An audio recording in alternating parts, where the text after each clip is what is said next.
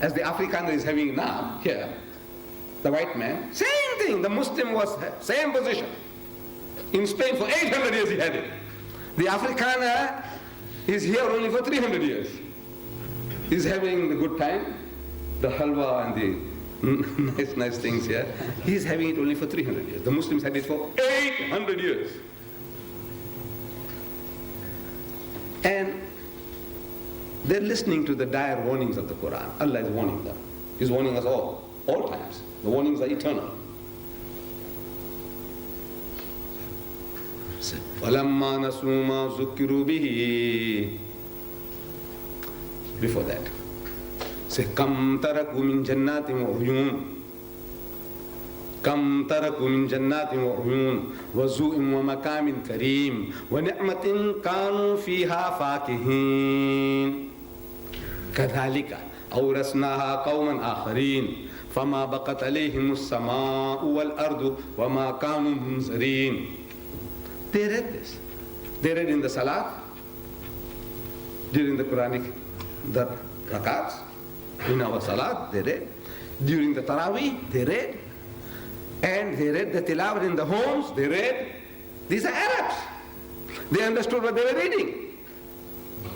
It was the language. In our case, we have a lame excuse for saying we don't understand. It's an excuse we have. We don't understand what we read. Allah has given us warning, but this is like water on duck's back because we didn't know what the warnings were about.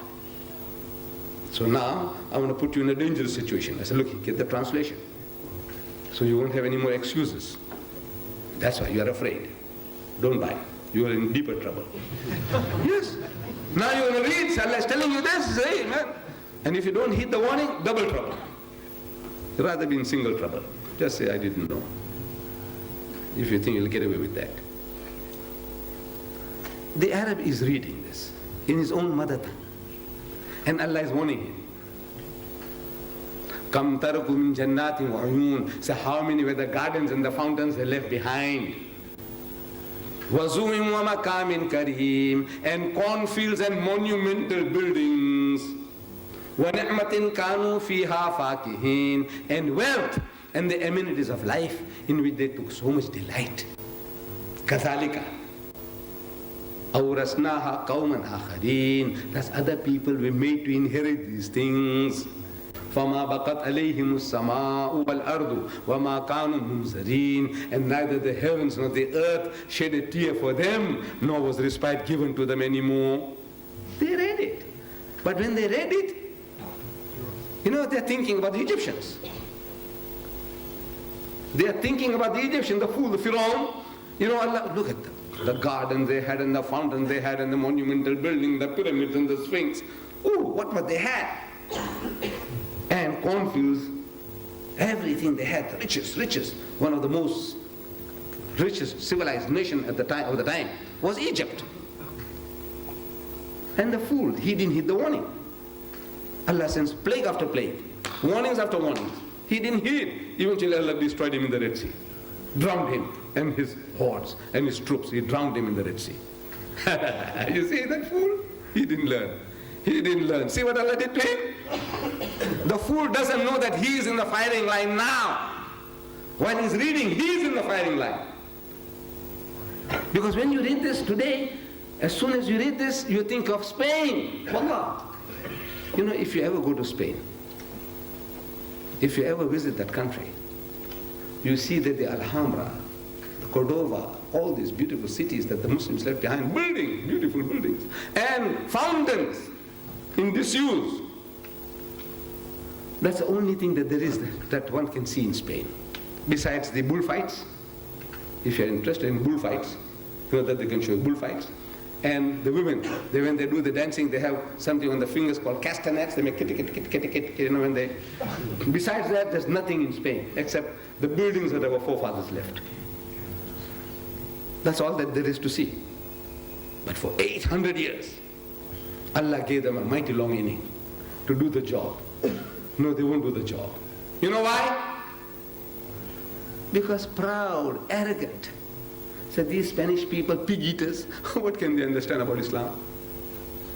Drunkards. What can they understand about Islam? That's the mentality. We have the same. You see, when I'm talking about something, think whether we are in the same sickness we have, the sickness that they have. These colored people, what can they understand about Islam? Huh? You know the amount of alcoholics in South Africa. Their alcoholic rate is 5 times that as of any other race in the country. Can they understand anything about Islam? At the slightest pretext, they're ready to bash you. On one of my trips, I was in Elsie's River. I think Brother Muhammad, he had his supermarket there, and we just got the message that the power failed. So he wanted some cranking machines to work the tills. So he said, come on, let's go. So we went. So he was giving the cranking machines, to work the tills because the power was not working. So I'm standing there looking, and I see an African there, and somehow I seemed to be quite an intelligent African. So I'm telling him, I said, these people here, I can't make out the difference whether these people are Muslim or not. There's no indication. So he tells me, he says, sir, I lived here in Elsie's River before they pushed us out to Guguletu and Langa and whatever. Before they pushed us, we used to live among them. And I can tell you, Bas, very easy to find.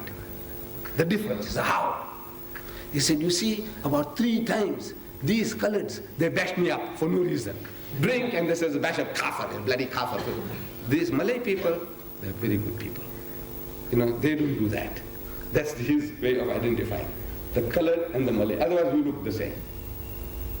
Am I right? Look, in your looks, there's no difference. Wallah, there's no difference. In your surnames, there's no difference. In your language, there's no difference. The only thing that indicates that you are a Muslim is when I see the kufiya on your head, I say, no, this guy's a Muslim. Otherwise, how can I know? No? Mrs. Johnson visits me, Johnson. I say, are you Muslim? She says, yes. I said, what's your husband? He says, also Johnson. She says, a Muslim. I said, yes. I said, where do you live? He said, on Johnson Road. No, really, there's no... So my husband is a journalist. Johnson. I have to ask again and again, Muslim? Your husband Muslim? No indication. Mr. Hendricks. What's Hendricks? You have a Christian Hendricks, a Muslim Hendricks. If I'm wrong, you must correct me. Okay?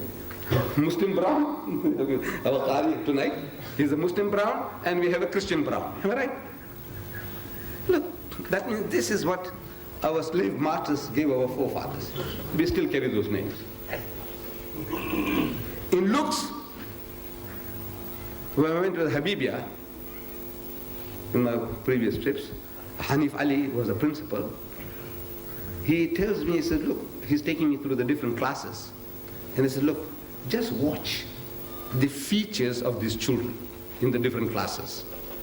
So I'm just scanning, Assalamu alaikum, wa alaikum salam. The children respond. I'm watching the features. Next class. Next class. From pure black to pure white. And our group areas, if I was an inspector, say, you should be in an African school. And you should be in a white school. What the hell are you doing here?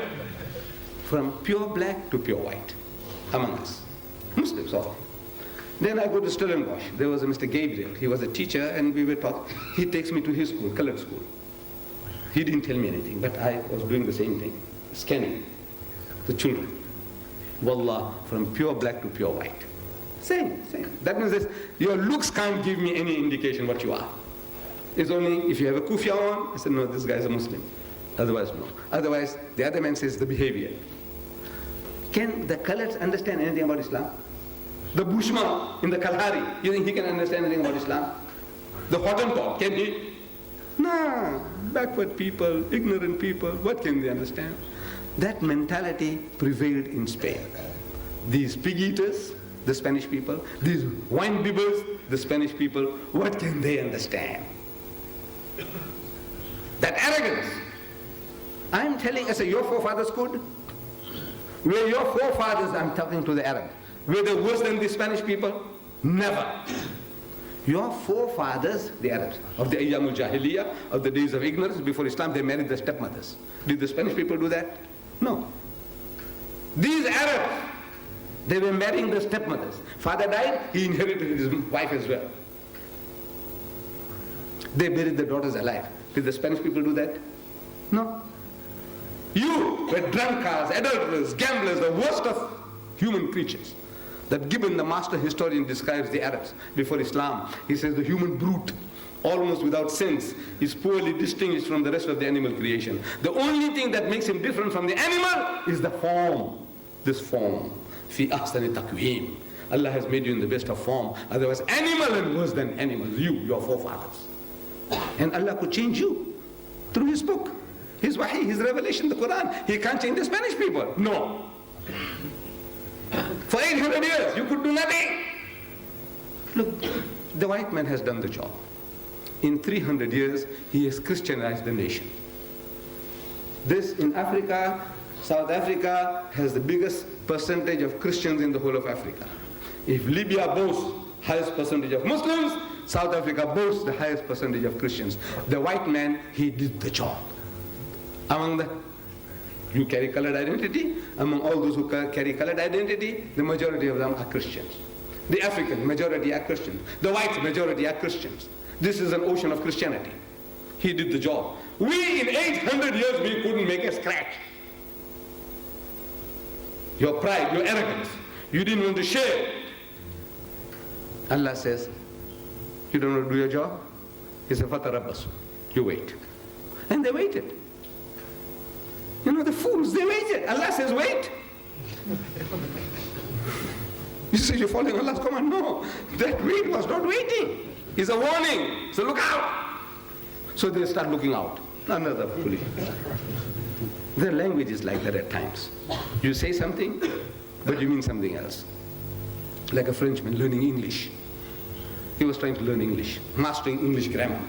And is sitting in a high-rise building, skyscraper, sitting near the window, and is trying to memorize his lessons. And he hears a shout. Look out! So he looked out, and a brick grazed him. Lucky he didn't die. The guy said, what the hell is this? I'm told, look out, so I look out. He said, no, when we English people say look out, means pass off. It doesn't mean look out, pass off. You understand? Pass off. That's African. Pass off. Means look out. Pass off means it's a warning. Am I right?